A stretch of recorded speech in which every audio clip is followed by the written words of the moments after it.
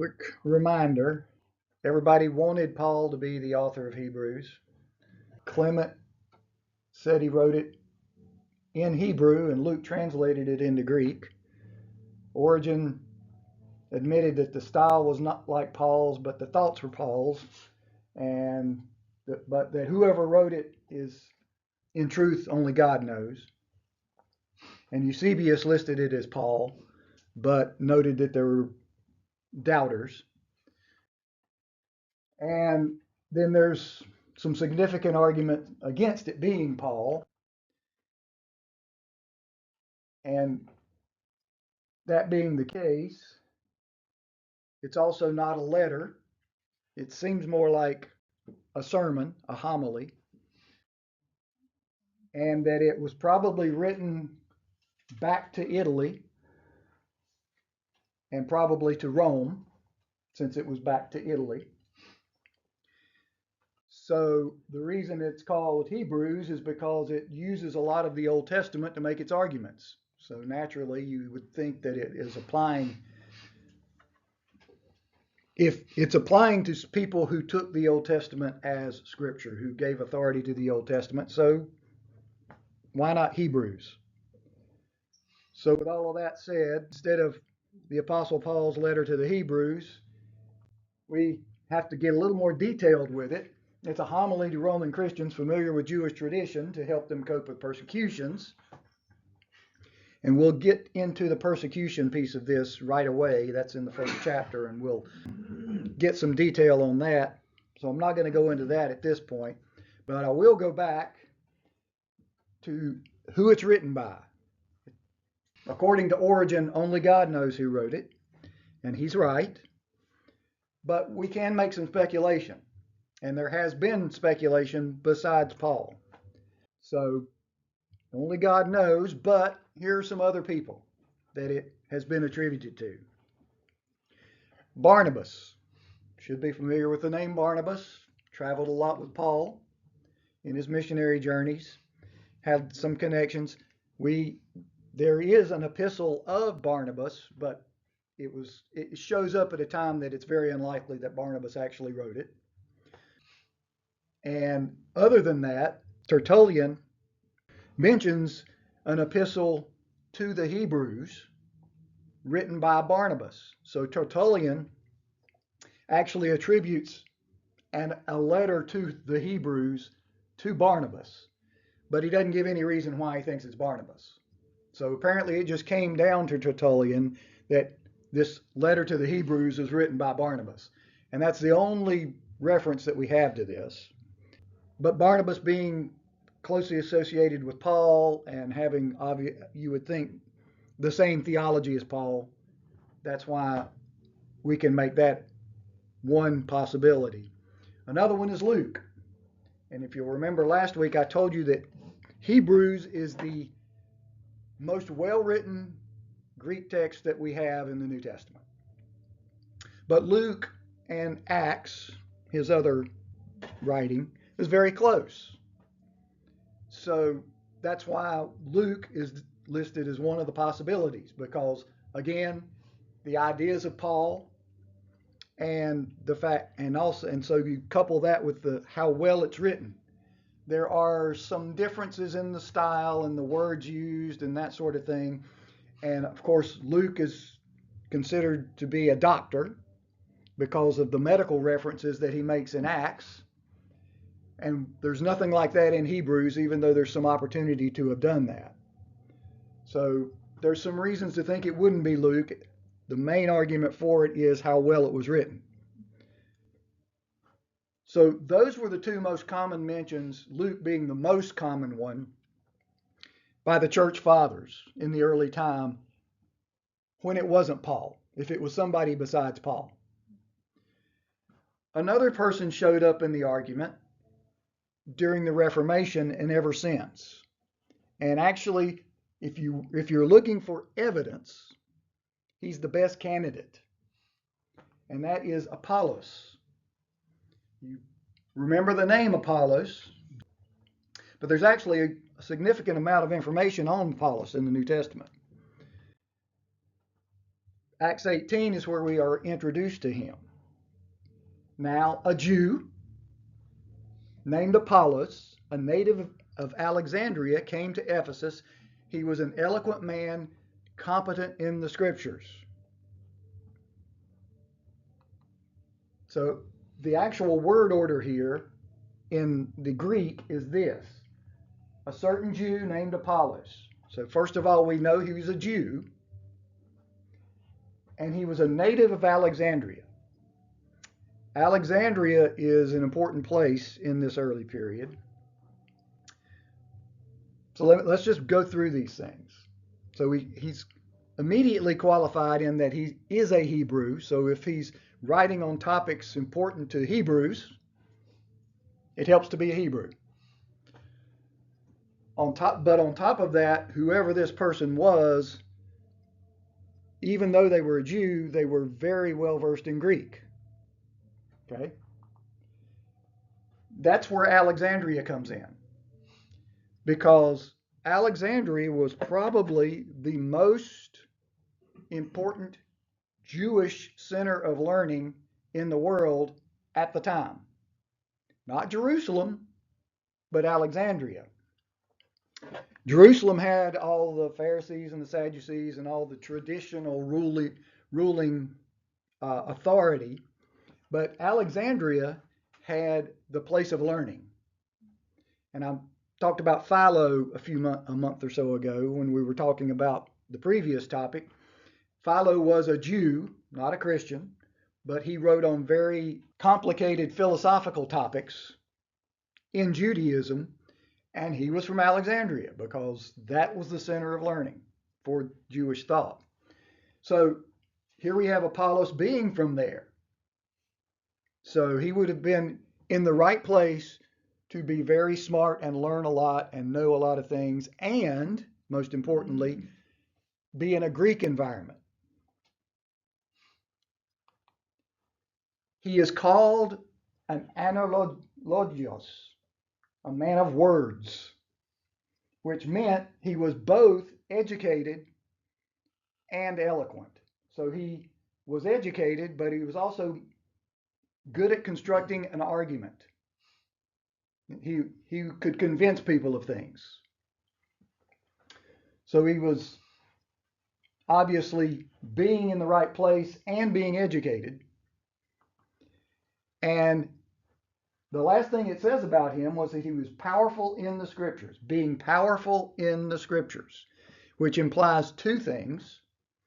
He knew the Old Testament very well, but he was also able to use it very well.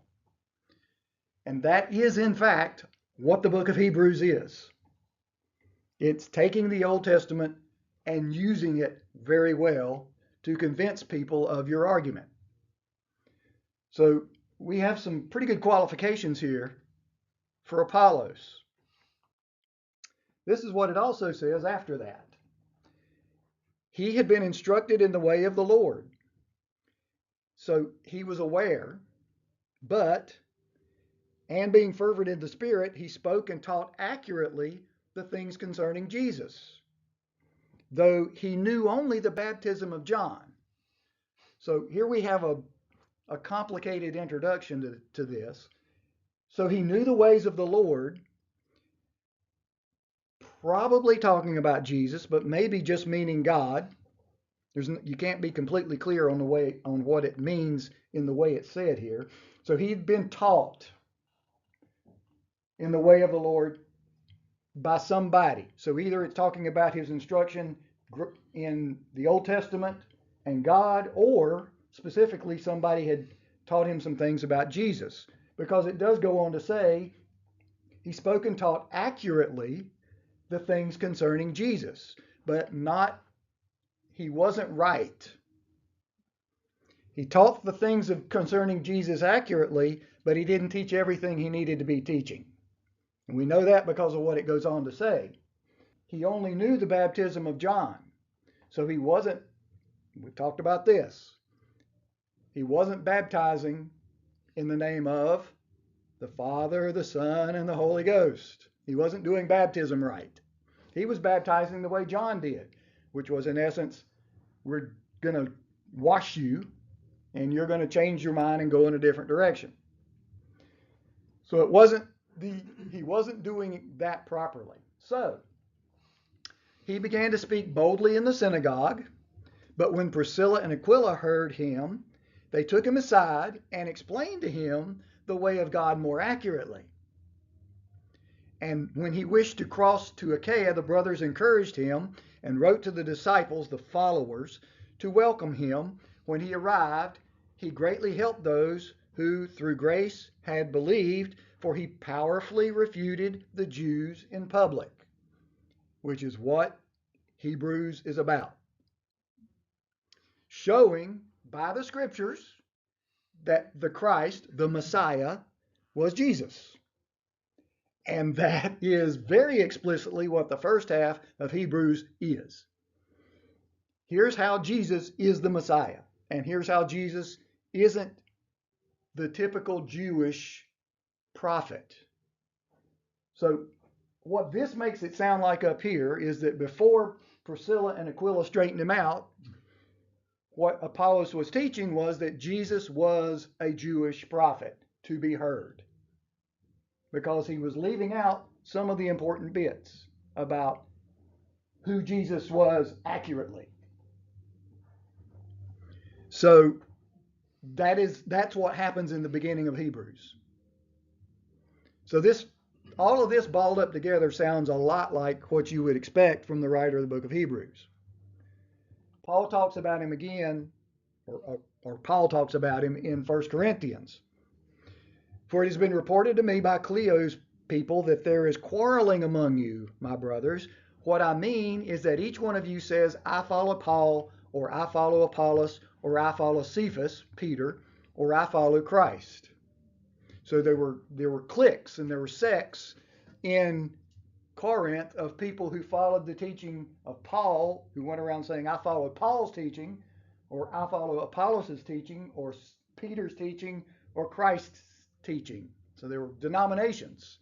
And so people were pulling out little nuances of the way that Paul taught, which obviously had some difference between Peter and Apollos. And then other people just said, as we've seen other denominations do, not us, but we're right. We're like Christ. So the main thing that I think this points out is the idea that Paul is conveying here is that there are people out there who are falling into groups of teachers.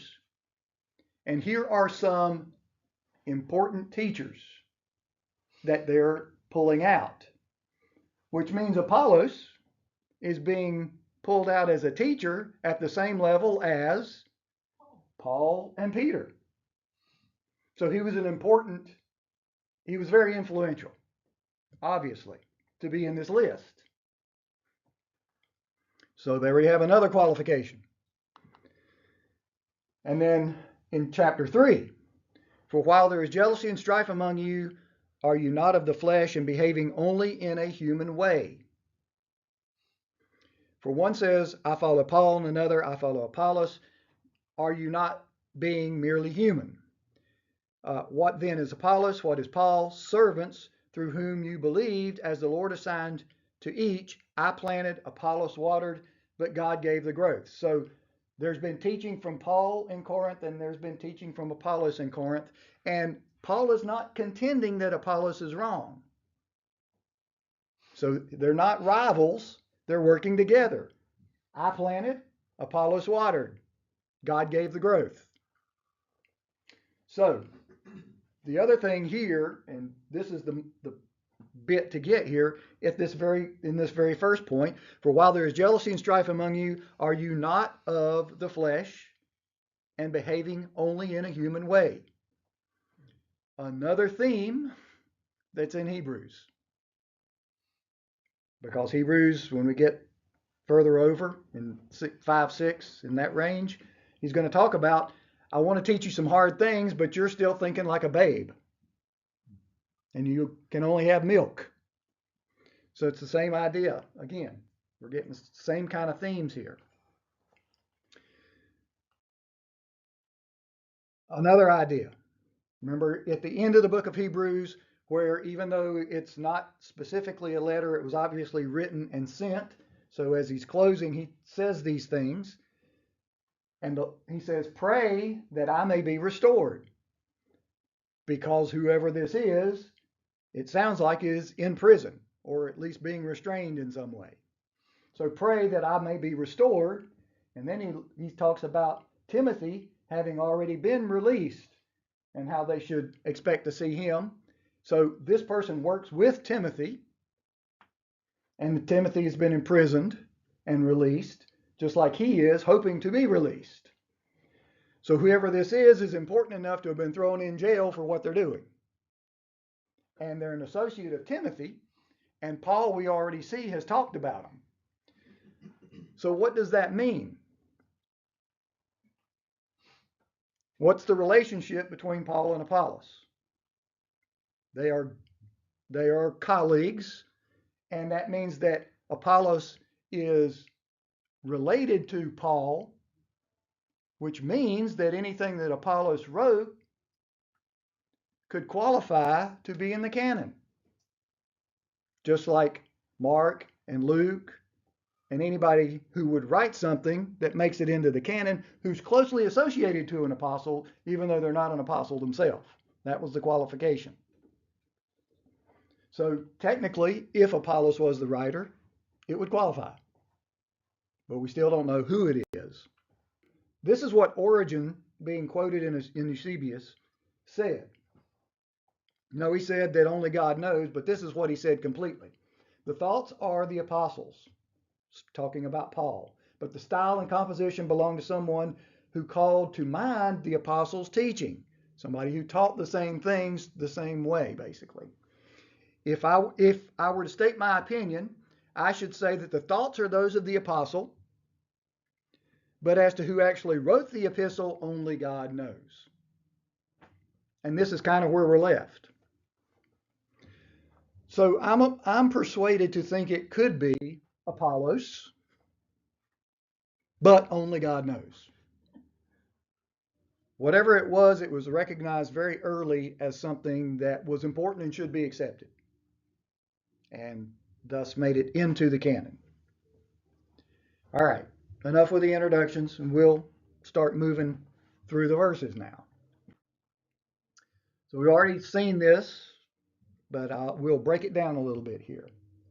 This is how he begins, not as a letter, not as an introduction, but he just jumps into it, presenting a thesis like you would if you were doing a sermon or something of that sort.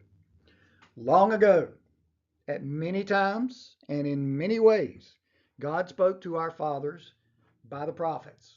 So we have an immediate reference to the Old Testament and how things have been in the past. In many different times. So there's the scope of the Old Testament, how much time it covers, and in many different ways. So the different variations. God spoke to our fathers by the prophets. Anyone who spoke in the Old Testament would have been considered a prophet. But in these last days, he has spoken to us by his Son, whom he appointed the heir of all things, through whom he also created the world. So now there's a change. And then the whole first section is going to be about why we need to start thinking in a different way about different things. So in these last days, he's spoken to us by his Son. Now, here in the ESV, it says by his Son. Some translations say by the Son. Some translations say by a Son. And the original Greek does not say that. It just says Son.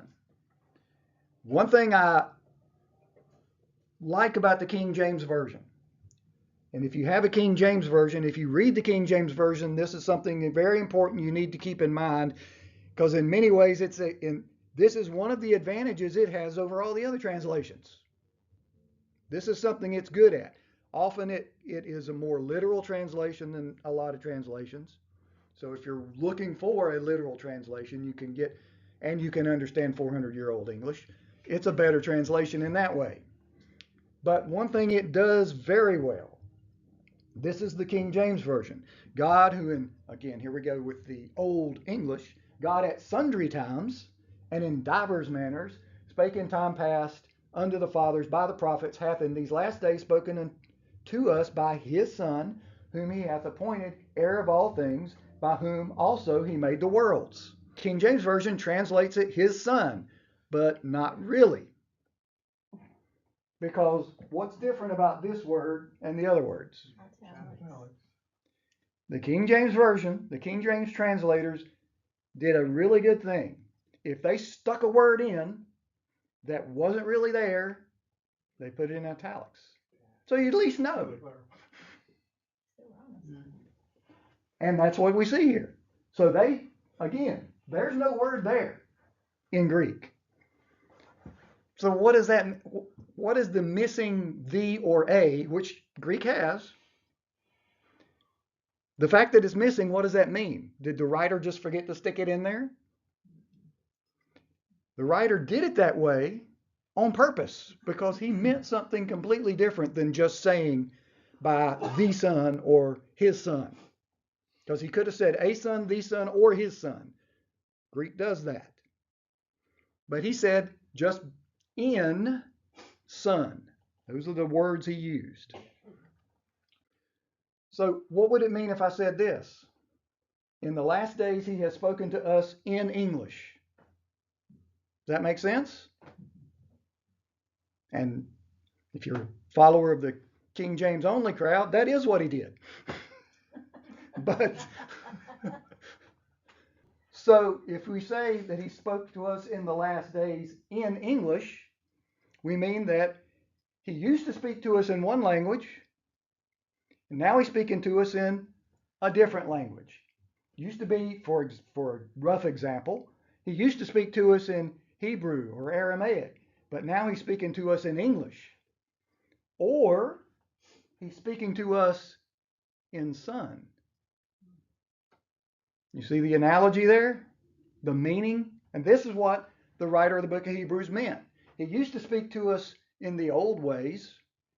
Now he speaks to us in a different way, in Son, instead of in law. And that's the way it was meant to be taken. It's awkward in language, in English, for us to leave it like that. So they stick a word in to make it sound better to our ears. But that was the intended meaning. So going forward, we're going to have to remember that the focus, the point that the writer here is making is God did it this way before, but now he's doing it a different way, and there's a different authority to do it that way. And now I'm going to describe to you, beginning in verse 3, why that's important and how that is supposed to be. So we will pick it up from verse 3 next week.